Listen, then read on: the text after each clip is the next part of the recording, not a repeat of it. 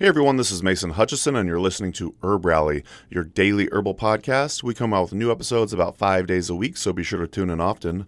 Our goal for the show is to help you along your herbalist journey, no matter what stage you're at. Today, I'm joined by 3 guests for the Herbalist Hour. I'm joined by Patricia Kyritsi Howell, Kat Maier, and Emily Ruff. So this was a lot of fun. I've interviewed 2 people a few times now, as you probably know, but this time I'm joined by 3 guests, so I think we were able to juggle it fairly well, and they just really brought the knowledge.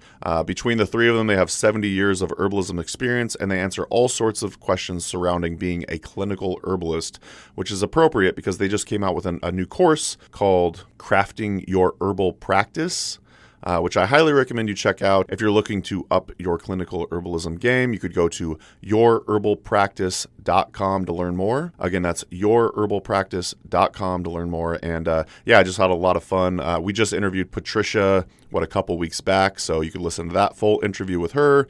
I've known Kat Maier and Emily Ruff for years now. And it was nice to sit down with all 3 of them for over an hour and just to get to know them a little bit more and hear about their new course. So I'm looking forward to interviewing Emily Ruff solo in the future, as well as Kat Maier. So stay tuned for those episodes. But really hope you enjoyed this interview. Also, before we get into the show, I want to thank our HerbRally Schoolhouse members. Thank you so much for your support. And if you want to learn more about the HerbRally Schoolhouse, simply go to herballi.com/schoolhouse, and we release exclusive herbalism classes for our members in there, and they're also able to join us live for these interviews, these Herbalist Hour interviews via Zoom. So thank you so much for your support. It really means a lot to Amanda and Amelia and I. Really helps us keep the lights on here at HerbRally, as I have been saying. But your support means everything. So one more time, herballi.com/schoolhouse. Use coupon code podcast at checkout to get your first 30 days for free. And that's going to do it for my rambling. I will talk to you next time. Take care. Welcome to the Herbalist Hour. This is where community gather, merging the power of people and flowers, the sweet and the bitter to the salty, the sour. Umami, it's time for the Herbalist Hour.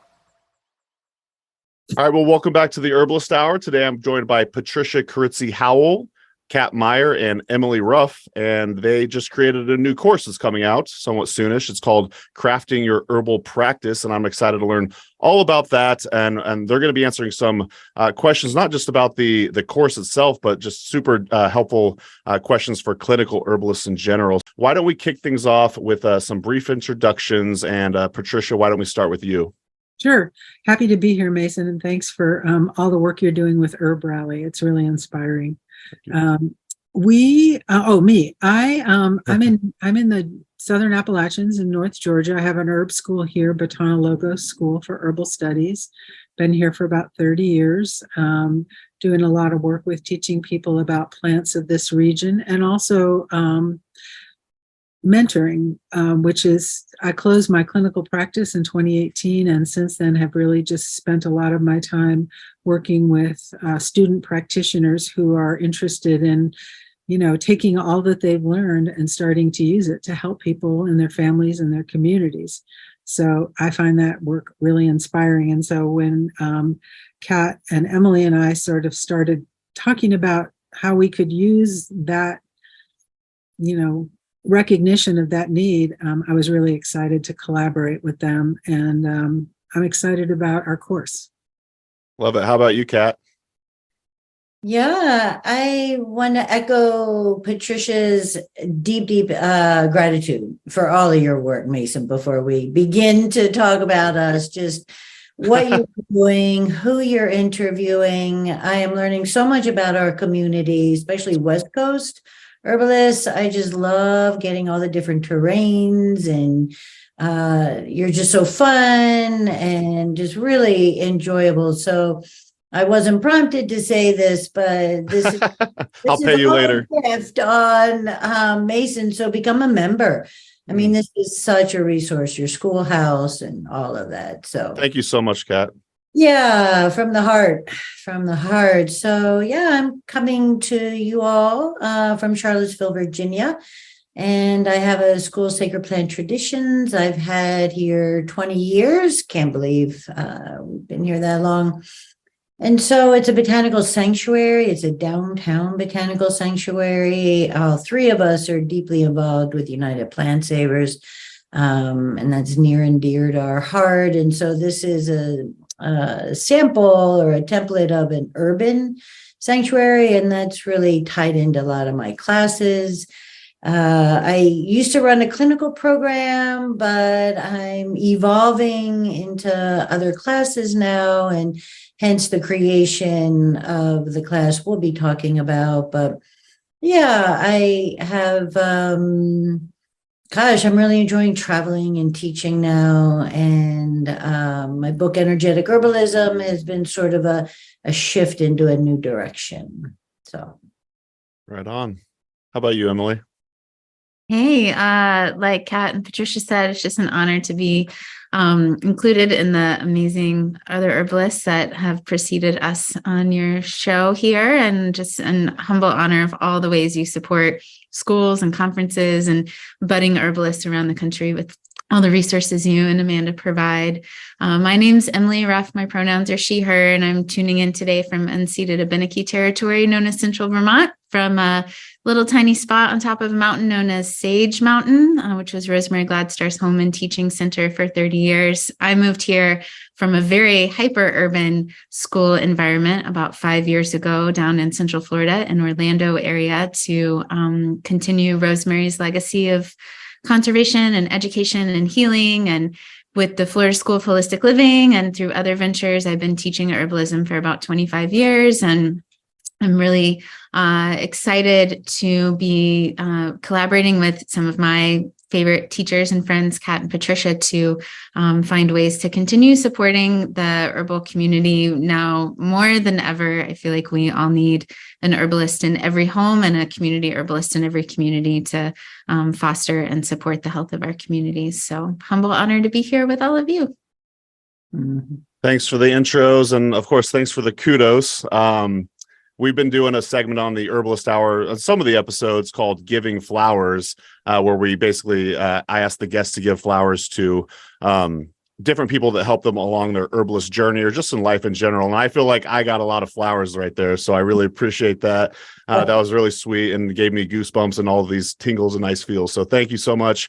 We're going to kick things off with a question provided by Patricia Kyritsi Howell. She asks one of the instructors, what do you think is the stumbling block that keeps folks who have studied herbs extensively from actually starting to practice? So Emily, why don't we start that off with you this time?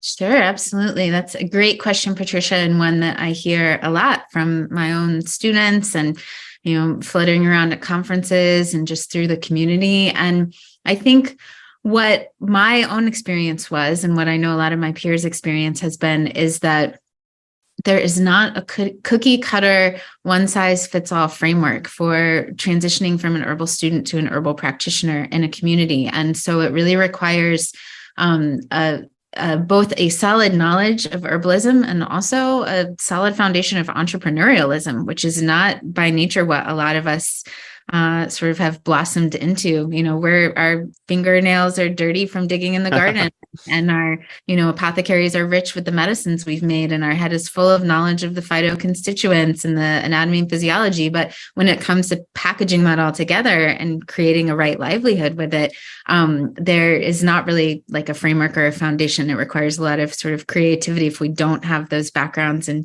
business and legal. And it's also very unique to each community that we work within. So I think that creates a bit of a struggle for a lot of folks, because it's not like a path is necessarily clearly laid out before us. It's a path that we are often pioneering and embarking on ourselves. And that's a big part of why Kat and Patricia and I are collaborating to try to create some of those resources and framework to support and empower folks. Anything you want to add, Kat? Yeah, I just always love listening to Emily. But I do want to say the collaboration has just been such a mentorship for me as well. And as we're moving forward and unfolding in the curriculum design and inspiration, and how we're really gathering all of our all of our provisions of all the details, it has an organic life of its own, and it's almost like that herbal practice. It is really crafting itself to what are the needs. So I just want to say it's alive, and I'm just learning so much from Emily and Patricia. So, I kind of liken herbal practice to certain crowds. I say this to, Terence McKenna, I consider a teacher of mine. I took many classes from him, and he said, if you're not holding that heroic dose and you're not frightened, then you're not in the right space. And so I kind of feel the same thing with herbal practice. If you're not slightly terrified, then you're not in the right space, because you're about to step into someone's sacred life. They're trusting you. You're entering this arena that's very, very personal, intimate, and serious. And so the tools, one of the things that we are looking at is, what is holding students back? What is the hesitation? And as Emily said, we have all the plants and the apothecary, and, maybe our body systems, we know inside or out, or we're just learning. But then there's the other medicine tools in the bag. Holding space, how to answer certain questions, what to do if you get into trouble, or, all these vital tools that just really aren't addressed in the majority of programs, and there just isn't time. So really kind of upping the ante with clinical skills, and really taking it the step of the seriousness. And, I really applaud many students for having that hesitation, because they know, what am I going to do if this happens? Or how do I secure, is it an LLC, S Corp, different things of that nature? Really important. They're as important as our formulations in a way, how to protect ourselves. So, so I think that a lot of the classes and topics we're going to be addressing are building that confidence of the security and the safety. Tricia? Agree with everything. And Kat said something that I want to just sort of expand on a little, which is the idea of right livelihood. A lot of the times when I'm mentoring students or people who are just starting their practices, there's this sort of underlying, guilt about charging for their services, or charging for the herbs that maybe they wildcrafted or something. And one of the things that's definitely a stage I went through in my clinical development. And one of the things I think we're going to try to help the people who are in the program do is understand that without a firm foundation for yourself, where you have what you need to pay your rent, to pay your bills, to keep your internet on, it's really difficult to be a steady source of support for your clients. And so we'll be talking a lot about exploring those feelings, those doubts about, what is okay to charge for. And I have seen a lot of practitioners. Actually, what often happens is people start practicing and they get overwhelmed by the demand, because there is a big demand out there for, competent, supportive herbal practice. And then they start dropping balls. They forget to call people back. They mix a formula wrong. They get hit with a big tax bill that they didn't expect. And so I think that what the three of us are really trying to do is pool together all the places that we've stumbled or we've struggled, and offer some guidelines so that it is something that nourishes you as an herbalist as well as the people you're working with. Because it's, with any healthcare profession, it's really easy to give because there's so much need. But what's also needed is a way to make sure that you are grounded, that you keep your connection with the plants. I would say that's probably for all of us on this, the four of us here, it can become where we're spending a lot of time on the computer and we're starting to think, wait a minute, this isn't why I became an herbalist, because I really want to be with plants. I want to pick them. I want to taste them. I want to share them. So when I think of right livelihood, I think of guidelines for making sure that you can do both things. You can keep a business running, be an entrepreneur, as Emily said, but also be nourished by the work that you do. So that's another piece I think we're all really committed to. Yeah, this is such an important thing to talk about. I'm not a clinical herbalist, but I feel like I still kind of struggle with the same thing, where it's like us in the herbal community have such this interesting relationship with money and everything, and we want to give everything away for free. But it's super important to have a right livelihood, as you said, Patricia. And we just released a video with Krista Sinadinas. Basically, the theme was know your worth. She says we don't, the plumber knows his worth, or his or her worth, and like they're not like negotiating and and all that. And it's like herbalists, we need to kind of learn to know our worth and what to charge our clients and whatnot. So super important message. How important is mentoring in the early stage process? Why don't we start with you, Patricia? Well, as a passionate mentor, I would say it's critical. For me, I was very fortunate to have my good friend now and collaborator, Althea Northridge Orr in Chicago, as my first clinical mentor, who reviewed my cases, gave me advice, made sure that I didn't do anything too crazy, and also just supported me with, I think a lot of what happens in mentoring is not so much that someone's reviewing your formulas, or, although that's a significant part, or helping you come up with protocols, but also, I'm just remembering one time early in my practice where I was asking someone about that she told me she had broken both her feet and both her legs at one point in her life, and that she had a long recovery, and it was really. And I was like, oh my God, what happened? And basically she had been being molested by someone in her family, and she finally just tried to escape by jumping out a window. And I was so unprepared for that answer that I didn't know what to do or say or how to hold space for her and for myself, because I felt, shocked.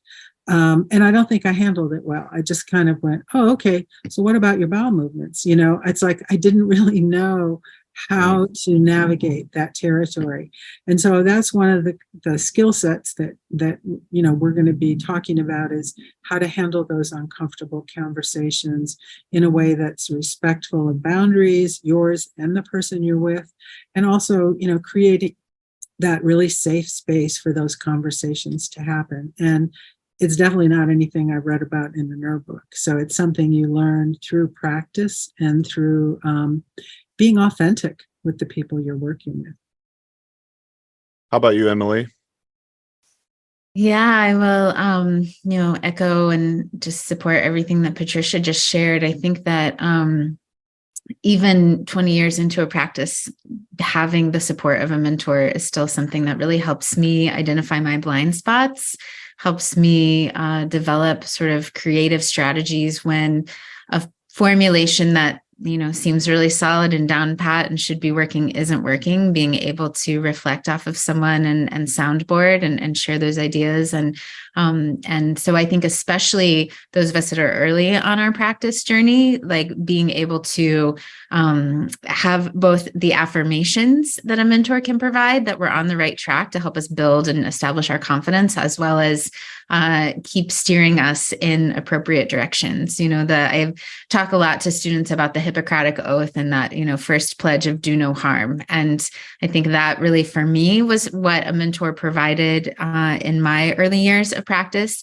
is ensuring that I was both in the formulas that I was choosing, as well as in the interpersonal interactions that I was having, was not, causing more harm just by the way that I may be uninformed on a topic or uncomfortable, as Patricia said, with a topic, which is, something that on and on is happening for a lot of my students. And so, as well as what Patricia said, not doing harm to ourselves, knowing how to care for ourselves and tend to ourselves and have appropriate professional boundaries and have tools and strategies and practices that we can use after those difficult sessions to ensure that we are, I talk about with my students sometimes herbalism isn't something that we can just clock out of generally. And I and hopefully we're not. Like, we should be really compassionate, open-hearted beings that are reflecting that generosity of the plants and receiving our clients in that way. So hopefully we're caring about our clients, but we also have to know when and where and how to put that down, and to ensure that we are, maintaining our own strength and resilience through that process. So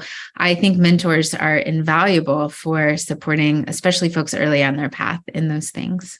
Thank you. How about you, Kat? Yeah, I really went for many, many years without a mentor. And that was actually the impetus to start First School with Teresa Boardwine, Dreamtime Center. And I really struggled. I had a lot of questions. I made a lot of mistakes. I read a lot of books. I spent a lot of time in the woods, but there just really wasn't a mentor for me. And I felt the paucity, and I felt it took a long, long time, I think, to arrive at certain realizations and protocols, whatever that is. And so I just, when I finally had a good practice, I thought that we really need to shift this up. And I didn't feel at that time that there were in my area that many people to mentor. So we started the school, and I really feel education in many ways is that beginning platform. And then moving into a 3-year clinical program, the more advanced years in some ways was a collective mentorship.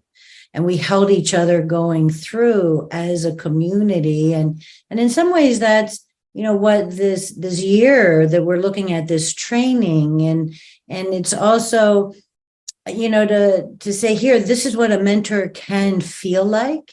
And it's not as though we're putting ourselves out as here, we want to be your mentors, but this is what you want to feel. This is the support. This is the experience. And it's collective, it's not just one of us.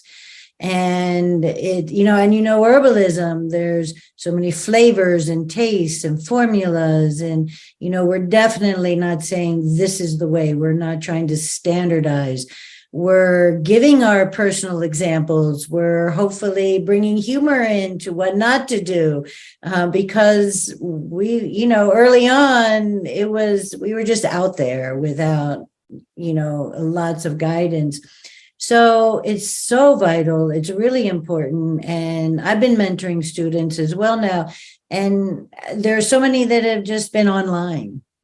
Mm-hmm. And, no judgment. It's what do we do? Where are we going? How are we going to go forward? This is a virtual class, this is online. But we're hoping that the gardens have flourished and the medicine a lot has happened by the time you get to this place. So I think there's a whole new world coming forward. And how do we mentor? How do we guide students to have that deep relationship? It's relations.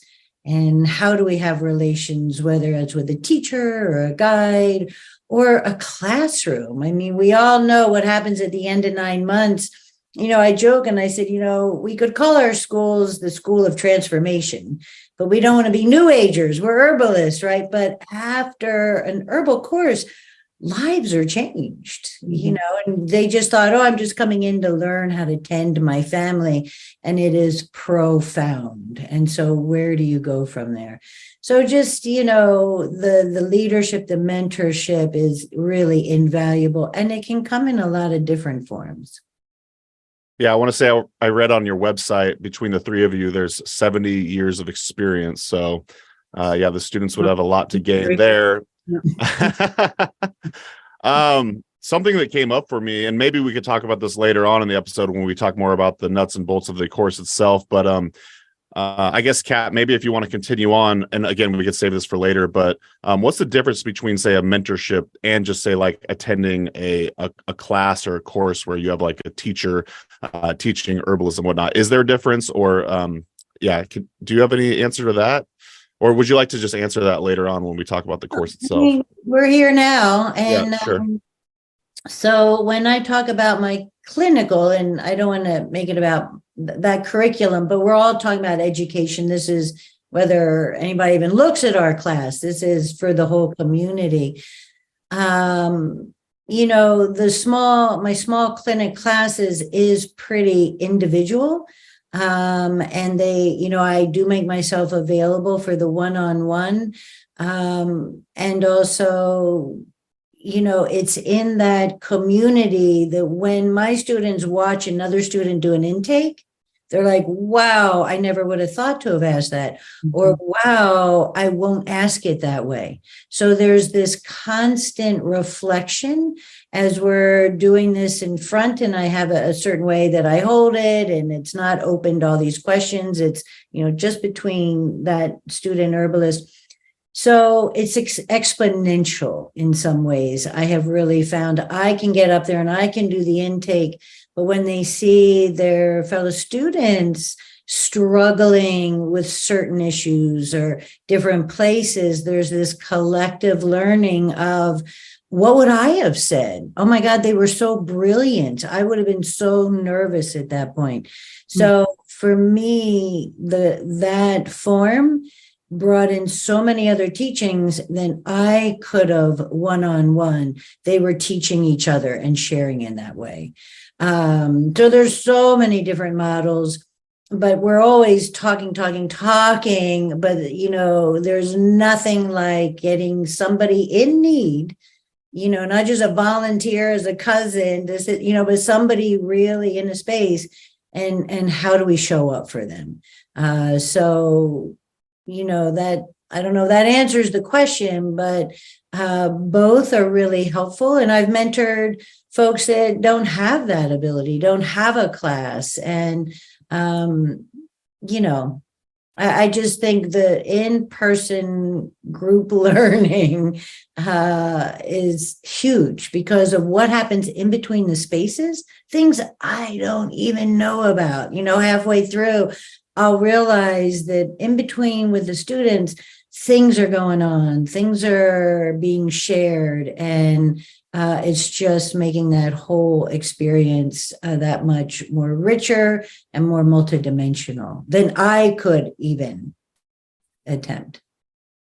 For sure. Did either of you two have something to add to that, or do you want to go to the next question? I'm good with what Kat said. I like that that whole idea, and I'll just say one thing now that I said I wasn't going to say that. That right now I'm like halfway through a 10-month herbal program that I'm teaching for the last time, my foundations program. And there's after like the initial couple of times the group is together, we get to a point where I sort of feel like I'm interrupting the process to teach the class because there's so much wisdom in the room. Everybody has a little piece that they're like sharing with each other. And sometimes I feel a little like I shouldn't be teaching this. We should sit in a circle and everyone should be contributing it. But I think the difference between that and something like a mentorship is that, it can be very personalized, it can be very specific for where the person is in the moment.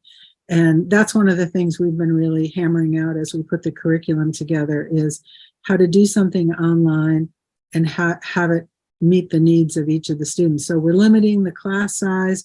We've got some plans for doing smaller mentoring groups where, small groups of students will work personally with one of us, for an extended period of time. And, there's, we've all referenced this, there's like no formula. Some people already have a medical background and now they're adding herbs. Some people have a growing background and now they want to help with herbs. So it's like, that's one of the things I think that's so remarkable, especially about how herbalism occurs here in the United States, where we don't have a standardized measure for who's an herbalist. And so the richness and the expanse of what people bring to their herbal practice is something that we're really committed to not force anyone to wear a certain outfit to do this work, but to, be authentically whoever they are as an herbal practitioner. And I think that's what a mentor can really do for you. Love it. Emily, do you feel compelled to respond too? Given the microphone, always. I think just, echoing and supporting everything that Kat and Patricia just said. And just that when I think about taking a class, even a foundations class or a preclinical class, I think a lot about like what I'm harvesting and putting into my like foraging basket. And then through the process of sitting in consultation with a client, I'm then like weaving those teachings into something that I'm handing over to the client and sharing with them.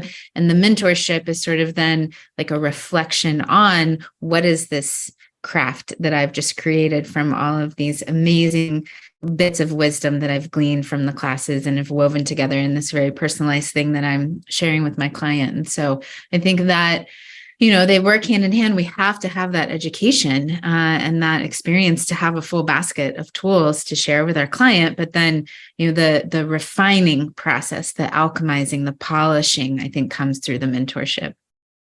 Herbalists are so brilliant and poetic. I love it. Thank you all for your answers. We're going to start with Patricia on this question.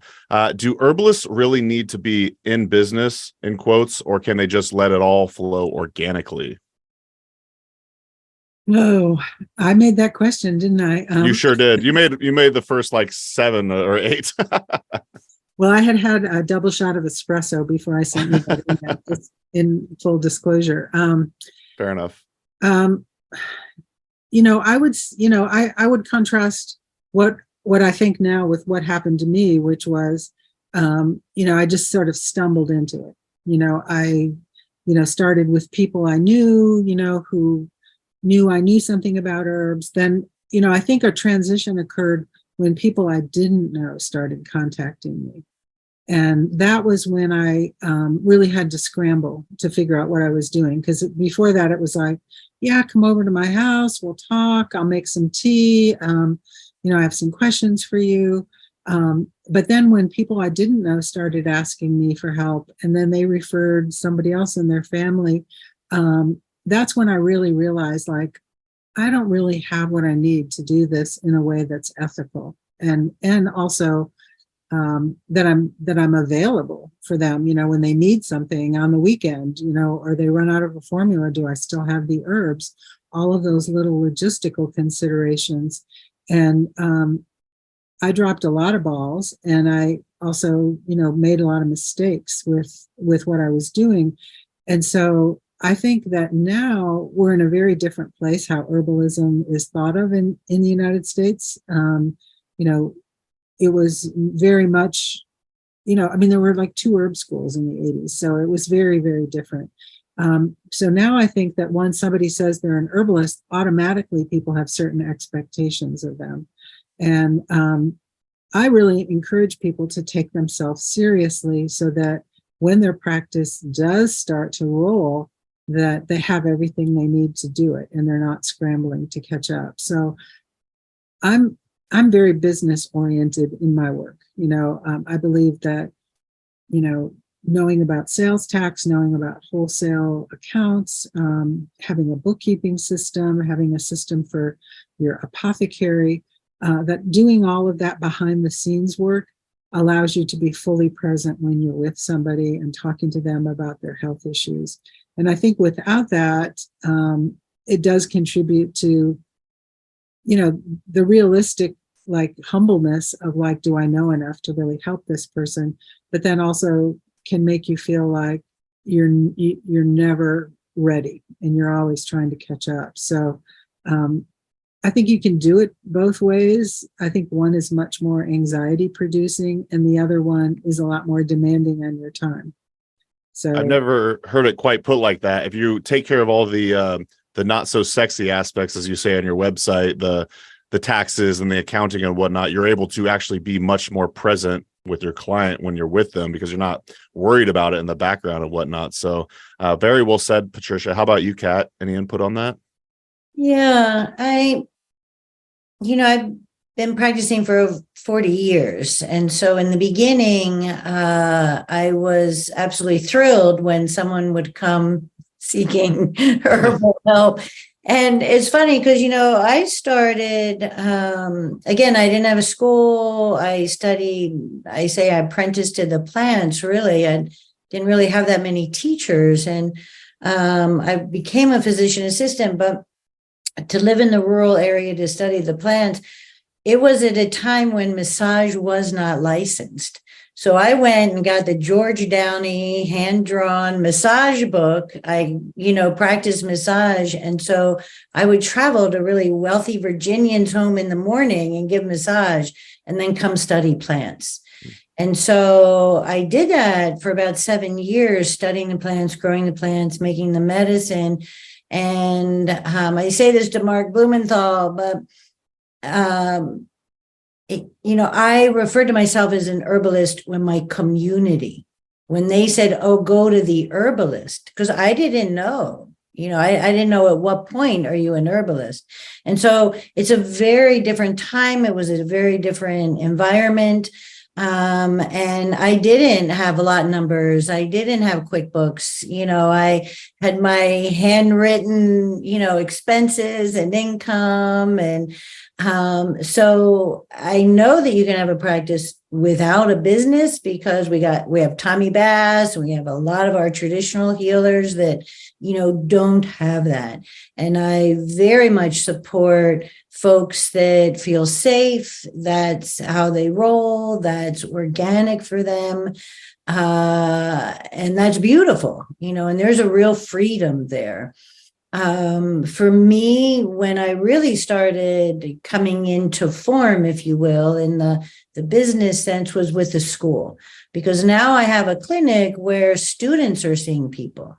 I mean, my relationship with my clients was one-on-one, and now it's extending beyond. And so that whole issue of liability and safety and practice and kind of, all right, let's get some clarity here and much better definition. So the definition, it's just as Patricia's saying, there's a real safety there. It's like whether GMP is going to come into our apothecary or not, we want to really keep the area clear. We want to make sure this scuttle area is scuttle area and this herb is this herb. And so just as we might snazz up our gardens with biodynamic, higher vibration, cosmic forces, it's the same thing in some ways of other business practices. You're really streamlining, you're bringing in a different energetic.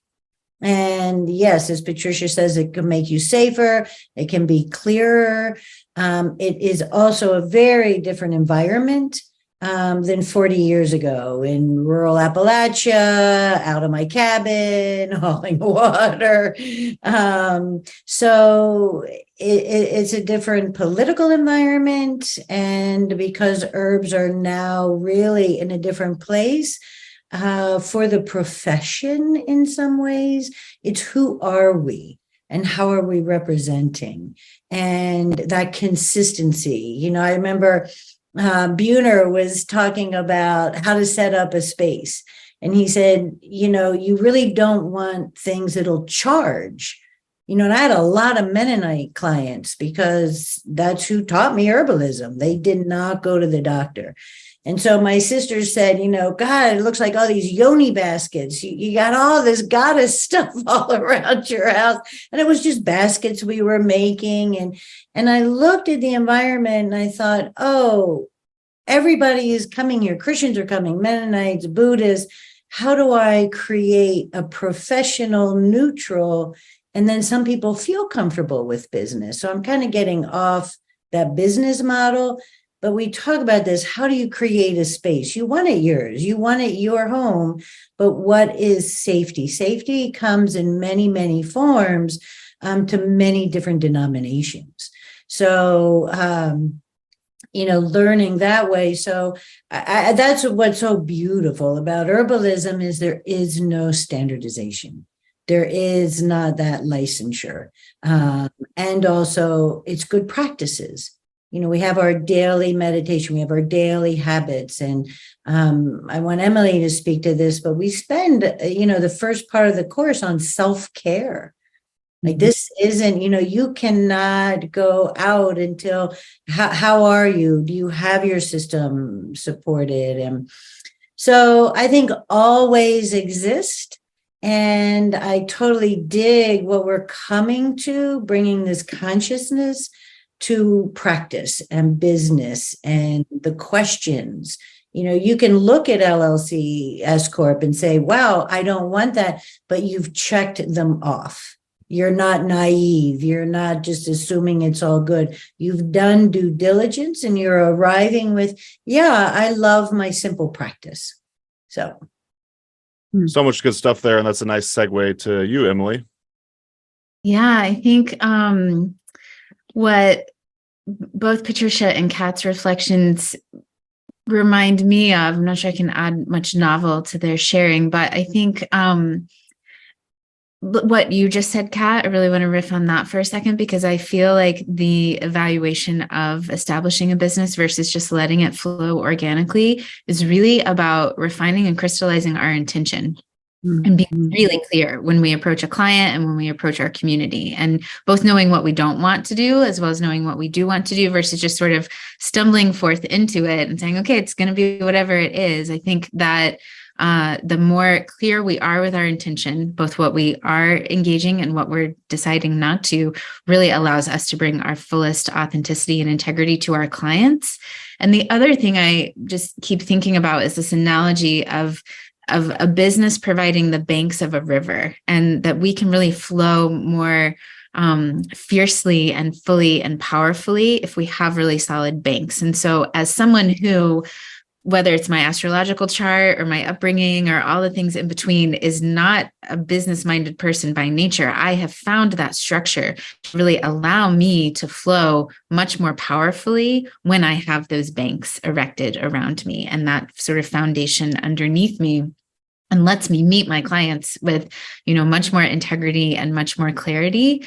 And so again, it's also going to look different for every community and every person, because, some of us just want to see, one or two people a week and support people outside of our family and friends, and others hope we can hang a shingle up and do, a full-time right livelihood with this work. And I think especially for those on that end of the spectrum, these banks of the river, as it were, these foundational pieces really allow us to show up. And the final thing I think they create for me and a lot of my colleagues is the aspects of business and the structure they provide help prevent burnout, because we're able to establish where we're being supported and where we're not. And when we're just sort of willy-nilly flowing and we don't know what we're bringing in or what we're putting out or taxes or all those things. And I think that is where it's far easier for us to sort of evolve into burnout. So. All right, dear listener. Well, it sounds like if Emily Ruff can do it, be super solid in her business practices, it sounds like you can too. That actually surprises me, Emily, that you said you might struggle with it, because you are very driven from my perspective, and you've done a lot of awesome, amazing projects. So also, I really liked your point about being crystal clear on your vision. HerbRally would not exist if I didn't finally just say, fuck it, I need to actually have something to work towards, as opposed to just kind of floating around in space. And yeah, I finally set my goal on something, and I finally started working towards that. It sounds like you should do the same thing if you want to be a clinical herbalist. So I really appreciate you pointing that out. How do you think someone gets over the feeling that they don't know enough to actually practice as herbalists? And Kat, why don't we start with you? So it's a process. It's obviously a journey. And I think the training is really important. It's a fine line. It's, so many people are like, well, everybody's an herbalist. If you work with plants, you're an herbalist. And if you're making teas, if you're teaching classes, you're an herbalist. And sometimes in some ways, I was just mentoring a woman yesterday, and there's this tremendous amount of pressure on people that have maybe done 2 years of online classes, never had a relationship, and, oh, I have to go practice now. And in asking her background, again, the fear is very appropriate. And is there really enough training? And I think it's very hard to you would never get in a canoe and do a class 5 without having done 1 and 2 and 3 and practicing and tumbling. And so I really feel that to be a practicing herbalist, there has to be some form of clinical training, having, and whatever that can look like. That can look like an apprenticeship. It can be shadowing a midwife. I mean, my herbal teacher was a midwife because I didn't have one, and she was phenomenal. And introduced me to the Mennonite community and on and on. So, but I had to go watch. I wanted to see. I wanted to really understand that. So I, as a clinician and as someone who's had clinical programs, there aren't many. And I don't really understand that. There's a few fabulous schools. The ones that are there are fabulous. I'm always beseeching herbalists, clinicians to begin those training because it's just so impactful when you're sitting with a person in a supported community. As a PA, I did rounds, I was on call, I did residency, I had tons of mentors, and I had tons of proctored time watching. And so that's what 20-year apprenticeships did. That's what Rosita did with Don Eligio. She watched him. She was in the clinic with him. And so that's a hard thing to get. But with the intention that Emily is saying, I know people have moved places to shadow and get that clinical experience. And I think there's a lot of allowance now of, oh, you're an herbalist, you don't need that. And it's frightening for the person. You want to take care of the person before they step in. So that was a bit rambly. I followed. Okay. How about you, Patricia? Well, I mean, I don't think there was ever a time that I sat down with a client that I felt completely like, I've got this. I don't think that, when I take people out in the woods here in the Southern Appalachians, where we have all this botanical diversity in very concentrated, I always say, this is one of the most botanically diverse places in North America. And that's my disclaimer, because I can only hope that my herbs keep me alive long enough to learn as many plants here as possible, because it's so many plants.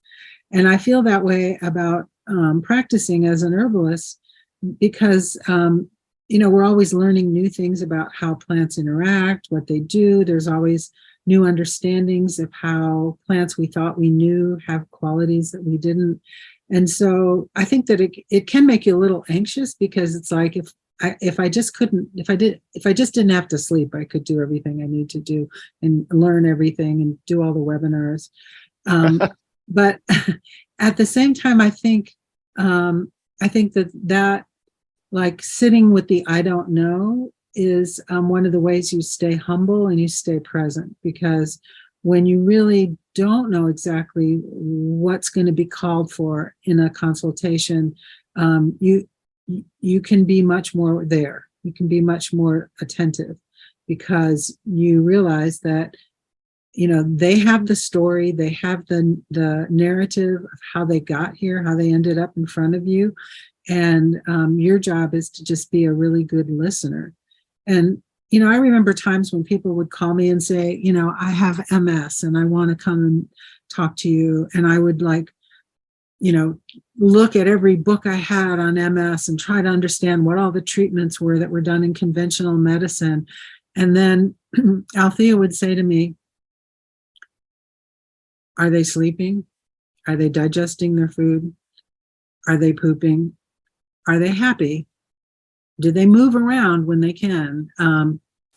Just take that MS diagnosis and put it over in the corner and look at the person and the quality of their life and stay with that. And I remember actually I took a seminar one time with Donnie Yance, and, he just, leaves everybody in the dust, and you're scrambling to catch up with what he's talking about. But at the end, he said, okay, all of this is important. And the most important thing is like, what's the quality of life for the person who you're dealing with? And focus on that, and don't get caught up in the cellular mutations or all of that. And so, I've like tried to reassure myself every time I've had that feeling that a certain amount of that is what's needed, the doubt or the desire to know more than you do, but to not let that be something that keeps you from doing the work, to kind of embrace it as you're doing it. Because I don't know, I mean, all of us have been to like conventional medical doctors, and I'm not saying this as a blanket statement, but I've definitely had this experience of a level of arrogance and a lack of seeing me as an individual that is soul crushing when you're looking for help and you encounter someone who that's their approach. So I try to stay completely on the other end, and also just to be able to admit to clients, I really don't know what to suggest for that, but I know how I can find out. So that the goal is not to stay on top of it and be the know-it-all, but to be in partnership with them as we look for answers. So, yeah. Love that. Humility, so important. How about you, Emily? Yeah, I was just thinking about that word, Mason, humility, and that's what the plants reflect to us. That's maybe a controversial statement, but I don't believe that any of us will ever evolve to be master herbalists, although I think my two colleagues here are pretty close to that, and their teachers before them. But, I think that I'm always constantly rediscovering that even a plant that I know so well and have worked with so many clients will then surprise me by how a client's body is building relationship with it and reacting to it and working with it. And so I, shudder, no offense to any of your friends at those like online become a master herbalist in 6-week programs, because I feel like that's such a disservice to the craft and to the plants and to the people who are both in that program, as well as the potential people that they may be serving and potentially harming. But I also, at the same time, that I think, maybe we always have a little bit of that, hopefully we always have that healthy dose of humility, and that we're always approaching each client knowing that we're going to learn something about ourselves and the plants and the craft from each client that we see. At the same time, I think about, and I think you actually had an episode about this, Mason, with, I want to say it was David Hoffman saying like, everyone needs nettle. Like I tell my students a lot who have been through lots of supervised clinic with me, and they're sort of like, kind of ready for mentorship, but they're trying to, get their footing and develop that confidence. I think most everyone needs to drink more water. Most of us need to move a little more. Most of us could benefit from some rescue remedy. All of us need to find ways, especially in this day and age, to tap into our joy and our spirit and our, vibrancy of life. And so even if we're presented with a client who has from the medical system a really complicated list of comorbidities and diagnoses that we're not familiar with yet, we can learn about those things and study those things, like Patricia trolling through her books for MS. And at the same time, we can also send someone home with some rose for their heart, or some rescue remedy for their anxiety, or some water to keep themselves hydrated, and know that then there's another step and another step from there. So I think the one thing we talk about a lot in our course that is, I think, a big piece of it is learning how to listen to the plants and listen to ourselves, and kind of, shake through all the rest of the noise that's coming at us about what we should be as an herbalist or how we should feel in this practice, and just really be able to listen to our heart and the plants. Because if we're honest and approaching it with integrity, the plants are going to tell us when we've reached the edge of the scope of our own practice. And they're also going to tell us, hey, just send this person home with nettle, and next time you see them, you can, build upon that. So. I like that. Paul Bergner, about a decade ago, had a class called How to Be a Master Herbalist in 40 Years. And he just updated it to How to Be a Master Herbalist in 50 Years, which he's clearly being tongue in cheek there. So, I always love that. Also, you mentioned the David Hoffman video on HerbRally's YouTube channel. So I just wanted to say, dear listener, if you wanted to check that out, that's basically where David Hoffman explains this quote, when in doubt, use nettles. So I just thought that was super fun, because you kind of hear that quote floated around the herbal community all the time. So it was fun to actually hear it from David himself. But we're kind of at a crossroads right now. It's 11:54, at least my time. which means we have 6 minutes. Do we want to go over and do some more questions, or do we want to start talking about the course and whatnot? Yeah, we can tell you a little bit about what we're It's your cooking. house. It's your call. But yeah, we can do the program. But one thing I did want to say about that with David Hoffman, because we've been quoting him forever, right? Yeah. But didn't he say he thinks it's so funny that everybody's quoting, because he was saying in relation to alteratives, Yes. when in doubt, use nettles. Yeah. Right. And that was this huge, it's like finding something out about your parents or something that afterwards, because it's been ingrained in us, but in that relativity with the alternatives. And it's like, oh, right, nettles is an alternative. Yet one more aspect of this great plan. But yeah, questions, we can talk about the course. That'd be great. Cool. Well, I had a question, Patricia. This was my own question. I actually did one on my own this time around. I'm curious what, first of all, I'm curious what the prerequisites are. Wow, that was a mouthful for some reason. Does any of you want to talk about the prerequisites for joining the mentorship? I guess I could point it at anybody. Emily, how about you? Crafting Your Herbal Practice is this 9-month program, and we'll be meeting weekly. 6-month program. Sorry, 6-month program, September through March, and I meet weekly on Tuesdays. We have other stuff in between those weekly meetings, and I'm explaining this just to give a little context. The intention is that students entering the program have had a comprehensive course of study through a formal school, their own independent practice. We're not trying to legislate where that study comes from, but that they have a solid foundation and they're ready to support their communities, but they need that support, those banks of the river. And so prerequisites look like, an introductory or foundations program where they've developed a working knowledge of like 100 plants and basics of anatomy and physiology and energetics and herbal actions. We hope students that apply will have a comprehensive A&P course or understanding, whether it's a college level course or something like Tammy Sweet's brilliant online course. And we want students to have begun to apply the health assessment paradigm that they're working with. So whether they really resonate with Ayurveda or humoral energetics or TCM or folk medicine. And then also are starting to understand things like the ethical and etiological issues that face our profession, at-risk herbs, and how we integrate and complement modern medicine and are not opposed, but also are filling gaps that modern medicine leaves. And so, just are starting to think critically about the role of an herbalist in a community in those contexts. So an introductory foundations level program that's established a really good working knowledge of plants and herbal actions and energetics, basic A&P, some college level or something like Tammy Sweet's, and then folks that have begun to sort of apply their health assessment paradigm in a working application. And Kat or Patricia, anything else to add to that? No, that was great. Thanks for taking that one.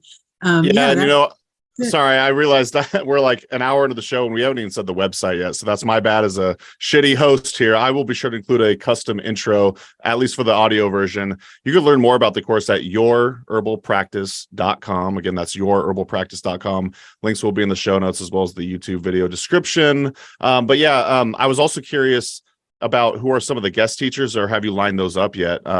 Patricia, do you want to answer that or add on to what Emily said?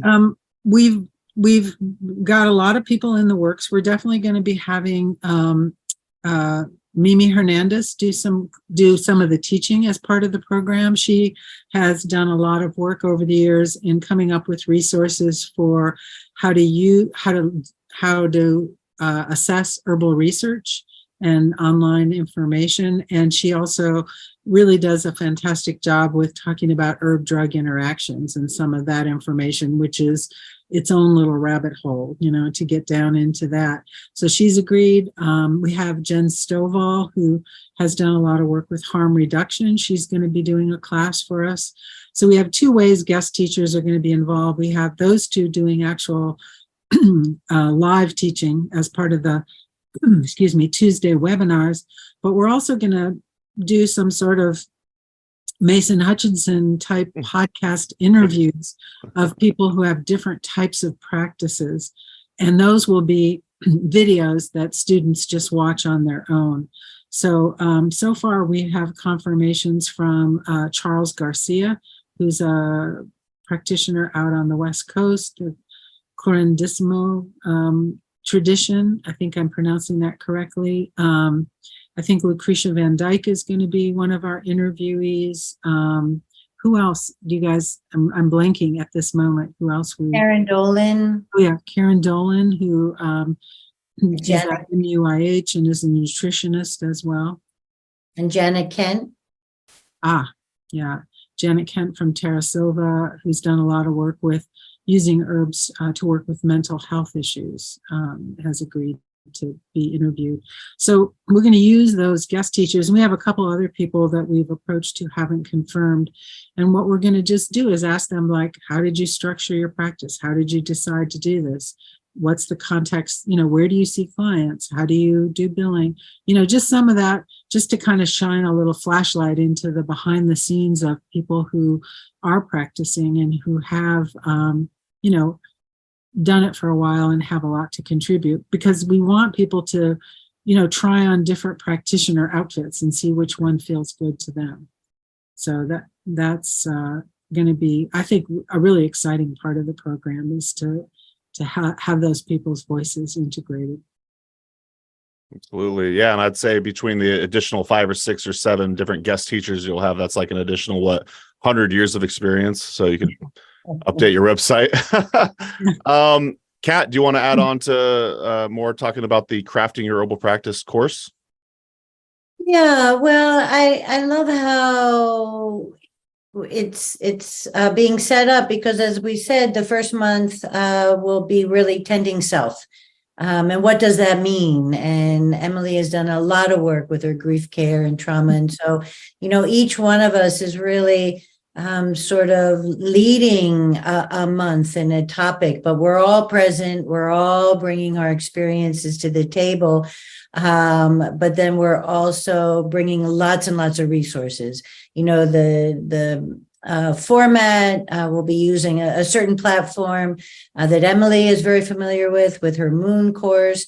A lot of great places to park resources, to have confidentiality. So the first month is looking at self, looking at community, looking at justice issues that need to be taken into account with intakes. And that's another thing of, the guest teachers, we really want to show other possibilities. What are other realms? It wasn't until I met Lorna and then Emily with her grief care that I realized, Botanica Mobile Clinic. So watching other herbalists create and respond really planted seeds in my own practice. So that's what we also want to do. You don't have to have it in this format we make. Here's a spiritualist, here's, some other way, and this is how they make it work. And then the second month, I'll be doing more clinic intake, sacred space, the intake, soap notes, and then just offerings of possibilities of, how do you make your handouts? Because the herbalism, you're saying the same thing. You're repeating, you're always going back to the same thing. So let's create this whole set of handouts that you don't, because clients are overwhelmed by the compassion and the emotion, and they're just so taken by the experience. And then you're giving them instructions or recipes. And I love saying, look, just relax, sit back. This is all written down. Yeah. And so how do we help herbalists set that up? That they have their handouts, they have their protocols. Here's how to make an infusion. It's the whole thing. And I just love giving those clear instructions. And then Patricia will take the business aspects and how to tend all that, with that consciousness and the grace and the accounting and all of her years of experience. And then we take the month of December. We meet once in December, but we're going to take December off. And when we come back, there's more didactic, but then we get into the case study. And so this is that different lens and how to set that up. All the way through, they're observing each of us do an intake, and then we go into breakout sessions where they discuss, well, why did you ask this? How did you ask this? And then the next week, we discuss the protocol. They come up with a protocol, how to do that assessment and the different language to use. Mm-hmm. Everybody's different. I don't use the word formula. I use the word recipe. Anything is far away from medical, and I keep it food-based. That's just me, and that's just my way. And so we're all bringing in these, suggestions. Absolutely. Sharing forms, sharing apothecary forms, how to put down lot numbers, how to track the apothecary. There's so much more. And again, we're not specifying you need to have tissue state language. You need a certain lens. But for me in the clinic, the mantra is treat what you see, which is so relieving. It's like with Patricia's story, what is she looking at? She's not looking at MS. She's looking at this person, hearing this story, and how do you find your framework within that? So I know there's more. Do you each want to bring in? Setting up a vision plan, we help craft, what does this look like? That whole visioning process. You can call it a business plan, but, do you really want to have it in your home? What's it look like if it's in your home? You have to keep your house sort of tidy. It's so nice to leave home and, whatever it may be, go into the backyard, go to an office. Patricia? Yeah. I just wanted to highlight, I really like that you brought up the different perspectives because, each one of you kind of brings your own expertise and you're teaching the different portions of the course, but also collectively are able to lean on each other. I wish I could have been there when y'all kind of were like scheming on this, like figuring out how this course was going to be created and stuff like that. I think that would have been a fun conversation to be a part of. But Emily or Patricia, did you want to add to that? Well, I would just say it was many conversations because I was just thinking about today, the first time that we talked, and I was driving in my car in Indiana and I logged into a call and we just started saying, we all have been thinking about this and do we want to try to do something? So we've been meeting.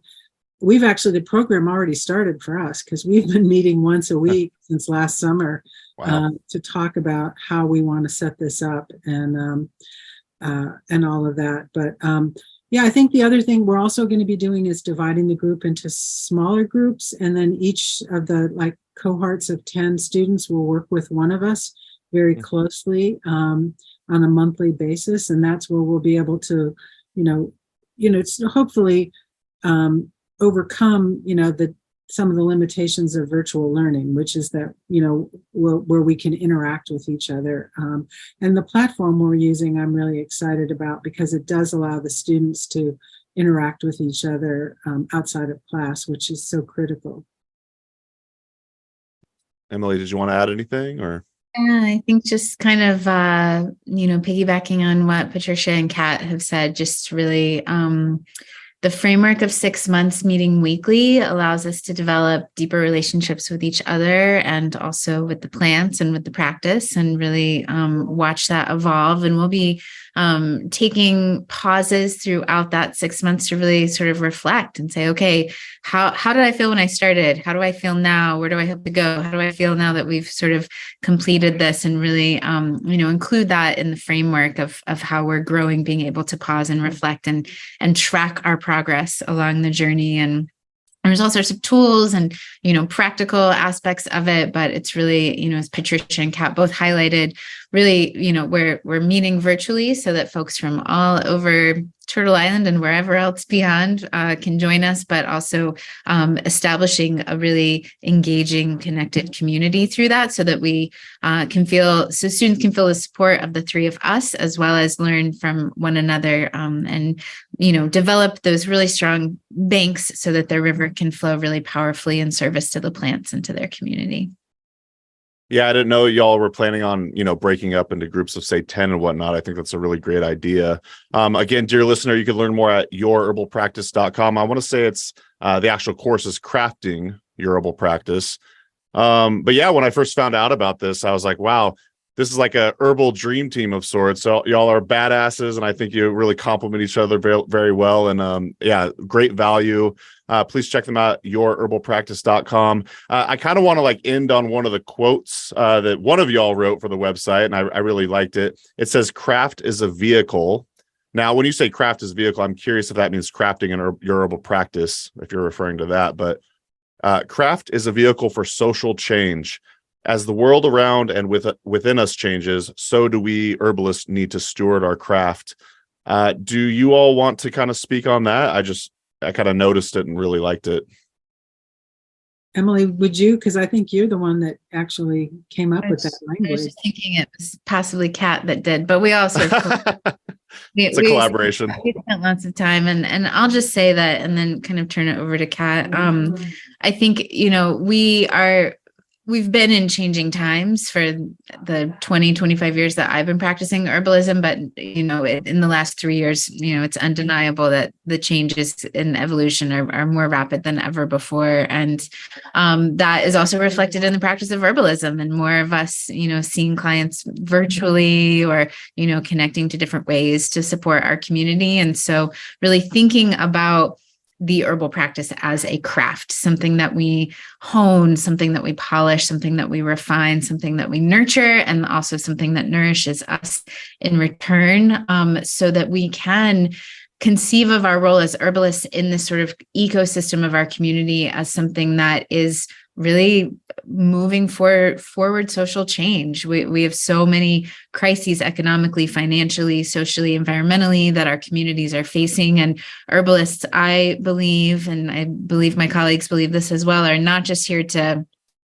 give you a plant instead of a pharmaceutical, but we're here to support the health of our communities so that our communities can address these changes in the most powerful and profound ways and bring forth justice for all beings on this planet, green and four-legged and winged and two-legged alike. So I'll step off my soapbox and turn it over to Kat. Yeah, thank you. Well, when we were thinking about the name and, what's our intention? When you name, there's so many energies. You're bringing in, it's the invitation, and then it's also setting that intention in that seed, and we're planting a seed. And so we really wanted to honor that it is a time-tested tradition, and that it does take a long amount of time to be a blacksmith, a basket maker, all of these incredible crafts. We really also want to honor the amount of time it takes to learn this craft. And I think so the word craft was in my mind. And so I was in DC at the Renwick Gallery, and the Renwick Gallery is this phenomenal museum devoted to craft. And so I went to this show that just was mind blowing, from ceramics to tapestries to art to, responding to recent political events, responding to the world. And, that was the first time that phrase craft for social change. And I watched I watched these artists respond, and that's us. Herbalists, we're responding to this social change. And it's the craft, whether we're planting the plants, preserving the plants, working with one or two herbs, not buying exotic herbs from around the world, but who's in our home. This is the time, that this is social change. We have to be courageous to step away from those exotic plants we've come to know and love and find our maple trees, our dogwood berries. We have powerful, powerful plants. Mm-hmm. So, and we reinforce that all the way through. It's not just the preservation, but it's, the justice, as Emily so beautifully said, justice for all. But we're always editing everything. So I might have come in with that one, but then it's just so fun how I'm like, oh my God, they said it so well. Awesome. Patricia, did you have any closing thoughts? Yeah, just one last thing. And I say this to my students a lot, is like, herbalism is such a living thing. It's like, it's never fixed. It's always in motion. It's always fluid. And I encourage them to think about the fact that none of us would be here if there wasn't someone in our direct lineage who knew how to break a fever with herbs, or treat an infection, or stimulate labor in childbirth. And that our job is to take that legacy, that heritage, and to add our little contribution to it, and then pass it on. So, it doesn't end with us, and it doesn't start with us. We're just, moving it through to the next layer. And that to me, that kind of takes some of the pressure off to think that there's like, I remember actually just another David Hoffman quote, the first class I ever went to with him, because he was my first in-depth teacher at the California School of Herbal Studies. The first thing he did is write on the board, "Nothing I say is true." And we were all like, wait a minute, we just paid a lot of money and this guy saying, nothing he says is true. But then he explained, it's like, it's your truth. It's, Emily's truth. It's, what we learn through our relationship with the plants, how they come to our aid, that, we create a truth for ourselves. So that's, that's the blessing and the challenge, I think. Love it. That's a great way to wrap up. And one more time, dear listener, check out yourherbalpractice.com. I want to say there's also a free webinar on there that y'all are giving away as well, that I want to say, what briefly, what does it cover, Emily? Is it just kind of similar stuff we talked about here today, or? Yeah, we just offered it as a chance for folks to learn more about the course and the text that we have on the website. And we had some students participate in that, send us some questions. So it's right about an hour and just really focused on our intention with the course and the mechanics and logistics. And yeah, we invite you to sign up and check it out if you might be interested. Awesome. Well, thanks you three for joining us on the Herbalist Hour, letting us know more about your course and all of your great, amazing teachings. So yeah, thanks for joining us. Thanks for having us. Yeah, we'll talk very soon. We'll get each one of you back on the Herbalist Hour as solo shows too. So great. All right. Thanks, y'all. We'll see you very soon. Take care. Bye. Bye-bye. And that's going to do it for today's episode. Thanks so much for listening to the HerbRally podcast. If you'd like to hear more from us here at HerbRally, we now have a text message community, believe it or not. Basically, it's just updates from us. We send about 1 to 7 texts per week, notifying you about new events, videos, courses, podcasts. You get the idea. It's pretty much like our email newsletter, just in text form. So if you'd like to receive text messages from HerbRally, just text JOIN, that's JOIN, to the number 541-256-2895. Again, that's JOIN to number 541-256-2895. And to stop receiving texts, that's easy too. Just text STOP to the same number. It'll opt you out immediately. Okay, thanks again for listening. Have a great rest of your day.